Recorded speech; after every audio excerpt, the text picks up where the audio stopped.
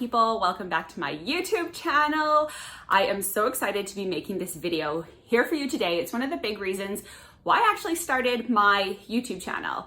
So you're probably wondering why I am all glammed up, have big hair, big lashes on. If you've checked out any of my previous videos, you would have known that my husband did come out to me as a transgender woman about a year and a half ago, back in January 2020. But one of the things that we do like to do, or I like to do, is to support my husband in her transition journey. And when she presents, is obviously dress up with her. She's not the only one that gets to feel fabulous. I like to as well. Well, one of the big reasons why I made this channel was because I wanted to have more conversations like this. I wanted to be a voice for spouses of those who may be going through a transition, whether that is male to female, female to male, whatever have you. When I started doing research into, transgender, what this could look like in a relationship, how spouses kind of deal, there wasn't really a lot of information. I was very fortunate to come across some very, very fantastic people, which I will link below, so were able to help me through it and even share in their spouse's perspective or even how they went through it specifically. So I'm definitely excited to talk about that today. Our story and how I chose to support my husband. I actually really didn't want to make this video today because I am pregnant and don't really feel like doing much of anything this week. But I put my big lashes on, the hair on, and I am here for it. If my husband, Curtis, Kayla is watching, they're probably thinking oh my God, I can't believe I married this woman. But also, yeah, you married me for a good reason, obviously. But anyways, let's dive into it. I'm gonna take this back to right after we got married, which was January of 2019. So me and my husband have been together for, it's coming up 11 years now. And it would have been 9.5 years when she finally came out to me. And I honestly had no idea. I was so caught off guard in the most unexpected and wonderful way I soon learned it would be. I honestly had no idea. Like I said, we've been together for a long time, 9.5 years at this point. When we got married, our relationship was good. And I didn't expect our relationship to really change or shift, that it was gonna be oh my God, we're married, it's gonna look like this, or whatever the case might be. I've been with this person for 10 years. I love them, I love who we are. We've all got our things. We're always working to be better people and always excel and always exceed and live in our highest selves. So I really didn't expect to get married and have really anything change, but I certainly wasn't prepared for our marriage to get worse or to really feel like it was taking step backs that we had never really taken before. We started to have disagreements, and I could tell something wasn't sitting with my husband quite right. And I remember we had one argument one night. And I had ended up telling Curtis that, I am on this path of trajectory. I am always going to want to do better, be a better person, and always want to grow and expand. And if you're not willing to take that or go on that with me, we're inevitably going to grow apart. And that just, kind of kicked him right down there. And that was when I first knew that something was kind of going on, but didn't allude to what that was exactly. He had told me that there was something that he really wanted to tell me, but he couldn't tell anyone. And, I respected that. But I did tell him, if there's something that's seriously bothering you or eating at you or wrecking our relationship, or it's going to have an effect on our kid, you need to talk to somebody. And he was pretty sad that he couldn't talk to anyone and actually never ended up doing it at that point. So I just kind of left it be. I understand, we all go through things. I've gone through my own things, right? You might be going through something yourself as well watching this, or hoping to come out to your spouse and tell your spouse as well. So fast forward a couple months. At this point, I hadn't really found clothes or anything like that around the house too much. I had a little bit over previous years, but really never thought anything of it. We're busy people. We do a lot of camping with friends and family. Had a lot of people over. Everything was explainable to me if I had found an article or piece, or maybe it was mine, or there was another woman that lived in this house prior to me years ago when I first initially found some pieces at the back of my closet, and I was whatever, it got left here, right? Not a big deal. But I was tidying up the house one day, and I had swept up the living room floor, and I had pulled out this woman's tank top.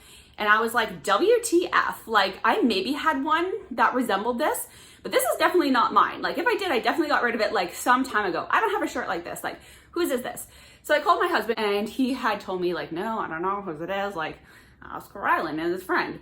But here I go asking this 11-year-old and his buddy from next door, like, do you know where this shirt came from? And they were like, no, like, ask Dad. And I was like, guys, like, where did it come from? Like, somebody has to know something. Like, I just cleaned the floors under the couch the week prior. I know there was nothing under the couch. I know this wasn't there. But, of course, I left it. I didn't think too much into it. And a couple months went by and, you know, still we had like the odd disagreement or things didn't really like level out. We were still kind of in that slump or like that downward, not even a spiral, just going down a little bit. Weren't that connected, didn't have really great communication. Curtis was out at the lake, again, building our cabin. And I was watching Working Moms and I just remember a scene where one of the characters on the show, she had found out her husband was cheating on her. And I just felt like I had a flashback in my mind of like, the things I found or the shirt under the couch. And I was just like, oh my God, my husband's cheating on me. And again, I left it for a couple of weeks until I had way too much wine one night and I came home and I just lost it. I accused him of cheating, of lying to me, of being disconnected, like putting all the pieces together. And we definitely got in the worst fight we had ever gotten to.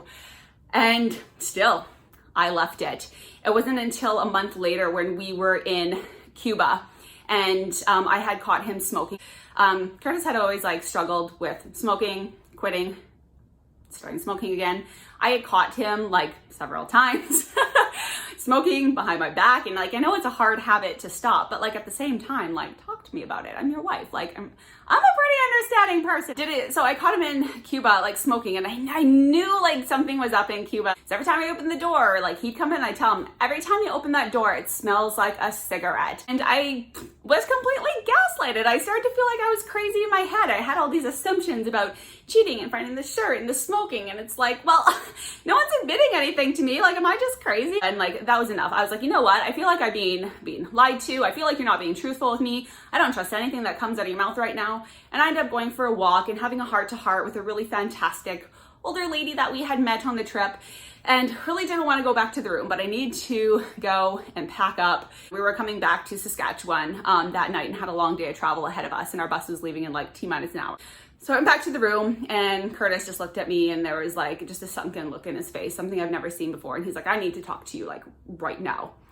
And I kind of rolled my eyes. Like the last thing I wanted to do was like talk, right? Like what kind of talk are we gonna have? Is it gonna look like it's looked for the last year? Cause like, I'm not for it. I'm not here for it. Like I'm pretty disconnected at this point. So we went down and found a little patch just off the beach that was private. And he was struggling to like spit words out of his mouth. And I was like, I didn't have much feeling until then, but then I was like, oh my God, this is really bad. He either one, killed somebody, or two, did irreparable harm to somebody and, you know, has never come clean about it. And he's feeling guilty. So the anxiety started to like spin up in me. I started to feel a little bit like overwhelmed. And I'm like, what am I going to do? Like if my husband literally committed murder, like I don't think I can forgive that. Like we're going to have to reevaluate life. And of course, like the monkey in the mind starts going off. And then the words finally came out and he told me, babe, I'm a woman trapped in a man's body. And right then and there, mine stopped completely. I was completely blank from any thought, feeling. All I can remember is, you know, him sobbing, trying to spit the words out like, I love you. I've always loved you. I love nobody else. I want nobody else but you. I really need to tell you this. It's eating me apart. Like it's taking a toll on me. In that moment, I was thinking to myself, like, what do I do? Do I ask him to leave? Do we separate? Do we take a couple month break? Like, do we go like live at our parents' houses, like one of us, and like go through counseling? Like, what do we do? And none of that felt like it was going to fit. None of it felt right. So I basically just told him, you know what? It's going to be okay. We're going to figure it out. I appreciate your bravery, your strength, your choice to be honest with me and let me know what's going down deep down inside. At this point, he hadn't told anyone else in his life and nobody else had known about it. I was the first person. And in that moment too, I felt like, oh, okay. Like I felt like we're going to get through this. I don't really know how. And I don't think emotion really didn't set in at that time. So it really didn't hit me until we got on to the bus, where I had a wonderful 3-hour bus ride back to the airport for everything to sink in. And I sobbed the entire way. And I can't say it was any sort of feeling, really. I wasn't mad. I wasn't upset. I wasn't happy, even though I was so thankful and grateful that, he and she could instill that trust in me. I really didn't feel anything. It was just a process of emotion. And, I could tell it was just like weighing on Curtis, like, oh my God, like what is going to happen next? I just reassured him, like, it's just a lot. It's a lot of feeling. It's a lot of stuff going through me right now. And left it at that. Got onto the plane and I did what I did best. I cracked out my journal, wrote about it, and wrote an extensive list of questions that I needed to ask to get an understanding of what this looked like, what it felt like to him, to her, and where we were going to go from there. So that is really how Curtis and Kayla came out to me. And from there, I knew immediately that I was going to really try anything to make it work. And even that night when we got home, we were laying in bed and, still crying, still tears processing. We're talking about it a little bit. And I was like, you know what? Like, we can start here. Like, maybe I'm not ready to see or know everything right now, but you can start here. You can wear whatever you're comfortable to bed. It'll help get me acquainted with it. I might not see it visually, or maybe I will, a little bit snips in here, but I can feel it. I can feel you close to me. I can feel your heartbeat. It'll be okay. This is a way I can get acquainted to it. And he's pretty adamant, no, I don't know if I can do that. And I was like, we have to take steps and do things uncomfortable if we're going to want to grow and progress together, and we're going to want to get stronger in this situation and not let it crumble us. So from there, that leads me into some of my tips on what I would suggest to help a spouse that has come out, or even if this is maybe a family member of yours. The first thing I would say is honor your feelings. Let yourself feel all the feels. You're going to have emotions. They're going to be high, low, all over the place. You're not going to understand them, and it's not your job to understand them. It is your job to simply feel through them and let that emotion process through you, so you're not holding it as a grudge or resentment or anger some other time. So let that flow through. That list of questions that I had, Chris, was actually really great. We were on our way to groceries the next night, and I honestly wasn't expecting to have this conversation anytime soon, but it just so happened. We were going for groceries, and he said, okay, what questions do you have for me? And at this time, I had a day to stew on it. I had all the questions engraved in my brain. So I started to go through them. And all the questions are fine. They were all kind of things I thought I kind of knew. There was one question that made me a little bit nervous. And that was, do you have a name for yourself? And he had told me that, yeah, her name is Kayla.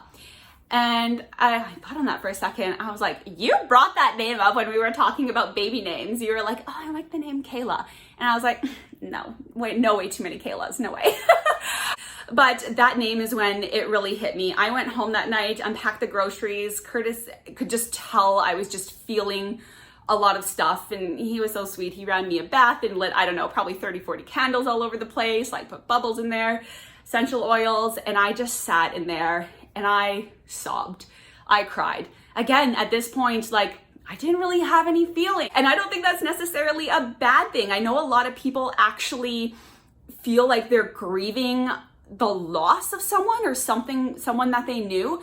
And I never ever felt like that. I always knew that this was an opportunity for me to really know my partner. Somebody who I believed I knew everything about. That's the thing, you just don't know what people are dealing with and struggling with inside. So I encourage you to be a kind human. You honestly do not know the struggle somebody is battling day to day and just trying to keep it together for you, the spouse, your family, friends, coworkers, whatever the case may be. We are so much deeper than the surface. I really took it as an opportunity, or knew it was going to be an opportunity, for us to really get reacquainted, get to know each other.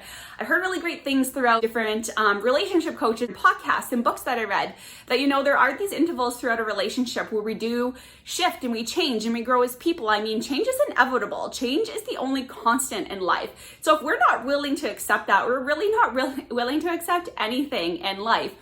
Likewise, that change should happen in a relationship. We should grow. We should expand as people. And likewise, my husband should grow to a spot. And unfortunately, he didn't feel he had that security earlier. 10 years of time and maybe my own 10 years of growth to really understand that we change as people. And that's a beautiful thing. And that can really create a lot of magic and a lot of connection. And like I said, a lot of people grieve this loss, but there's nothing to lose. You're getting to know somebody as their true, whole, authentic self. And there is nothing more beautiful or liberating, or I have never felt so grateful amongst all the emotion that was coming through me that I was actually going to get this opportunity to really know somebody on their deepest, most personal level. And also at this time, I'm sitting in the bathtub, like sobbing my eyes out, like, oh, Larissa, this is why you've done all the personal work. Like, it makes sense why you are where you're at. My next piece of advice would be ask your partner, ask your spouse or the transitioning individual or someone that just came out to you what they need, how they need to feel supported. The world is not as easy as a place as we think it is. We like to think we've come all this way and we've made all these changes and we're progressive and we accept everyone. And that might be true to some degree, but also there's going to be a lot more difficulty that's out there just trying to be who you are and live authentically and overcome those fears and personal limitations and boundaries. Be that number one support. What do they need? Do they need somebody to talk to right now? Whatever it needs to be that support. Be that home, that safe place for them. Be willing to, accept some hard conversations. And again, don't forget to feel yourself. But remember, at this point, I thought it was very important for me to understand that this wasn't necessarily about me. This is something that someone who I love is going through something very large, huge, could be potentially traumatic. And I didn't want to make it traumatic. I wanted to make this the most easiest, beautiful transition it could be. And knowing that I had already done so much personal work on myself, I knew I had the tools and resources, own internal support system that I was going to be able to get through this. And, we'd seek our methods to collaborate, combine, or I'd seek counseling myself at some other time. But right now it was about my husband. It was about Kayla and what they needed specifically. And that could look a million different ways. I was a little disappointed after Kayla came out to me. I was expecting something to be different, I guess. I was expecting, clothes to change, personality to change. I was waiting for all these big, audacious changes, and they just didn't come. They weren't anytime soon anyways. And that's okay. Some people need the support that, this is what I need to do for myself right now. And you need to be that support for them to support it. Likewise, I had to be patient. I'm somebody that is like, if I get an idea, if I want to grow or progress somewhere, I'm ready to jump on it. And that's not who Kayla and Curtis is. And that's perfectly okay as well. Actually, it didn't come about until about 2 months later that Curtis actually really excitedly showed me an article of this Canadian couple from Montreal who actually, I guess, quote unquote, cross-dressed together and had alter egos and personalities. And this is how they honored their true creative expression and their own authentic selves and identity. And when I saw the video for the couple, I just thought it was so awe-inspiring. And when I saw it, I was like, I can support like that. I was so excited and so pumped that she was on board with me too, that we could finally find this expression. And I really took it as something for myself as well. I love makeup. I love getting jazzed up. I love the idea of like putting on a wig, doing the big eyelashes, getting all glam. Like that was right up my alley. It's really interesting how Kayla coming out really just sparked my own creative expression and really started to make me feel better in and of myself as well. I've had a lot of self-confidence issues growing up, and I've never been fully confident in my body or what it looks like or feels like as a woman. So one thing that like always came back to me, and that's actually really helped me progress as well, and I thank God Kayla came out, because I would not have the body confidence that I do now. I've struggled with body dysmorphia and, disordered eating habits. And I'm like, wow, if this girl can rock it and own it in a body she truly doesn't feel like she was born in, the least I can do is love and respect the body I know I was meant to be in. I just have a serious disrespect for it. And supporting your spouse and creating that safe space, I got one that was really beautiful, and I had a safe space that was created for me, and I felt more supported in my personal journey and getting over my limitation. You never know what can come out of these things. It can be really a beautiful cycle of change, and you can both grow and thrive in it. A lot of individuals who do come out do have preferred pronouns. And I had asked Curtis and Kayla about like what the preferred pronouns would be, and it remains the same today as he or she presents. You typically see Curtis in man form, and then it's appropriate to reference him as he, him. But when she is presenting as Kayla, or we do dress up, we use pronouns she, her. It's really not that hard to get over. I don't know why people have such a problem with pronouns. Like, oh, it's so hard. Like, that can't be the hardest thing you've done in your life. Like, come on. That's probably why you're like hearing me like interchange like pronouns sometimes when I talk, because it is kind of like a degree spectrum. It's one of the beauties of transgender is it umbrellas a lot of different terms. However you want to label yourself, it's whatever feels right for you. But just like everything in life, like everything exists on a spectrum. And that's one of the things I think I had like a little bit of a fear about when she first came out, is that I only understood transgender in like those two spectrums, those two extremes. Either you fully transitioned and you owned it, or you kind of didn't really know your place and space in and of yourself or how that was going to look in public or in society. I didn't know there was such a gray zone, which leads me to my next point is educate yourself. Oh my God, the power of the internet is beautiful. Social media connects us in such wonderful ways. And it is such a freaking excuse to not seek to understand another individual. When Kayla first came out to me, I decided I wasn't going to look into anything to start with. And not that I didn't want to know. I did know I was a little bit like naive in my understanding, but just through our conversations, I really started to understand that this gray zone that I didn't know existed. I'm a very strong, independent woman. I love to go out and research, find what works for me, find what fits for me. But like I said before, this wasn't about myself. It was about Kayla at this point.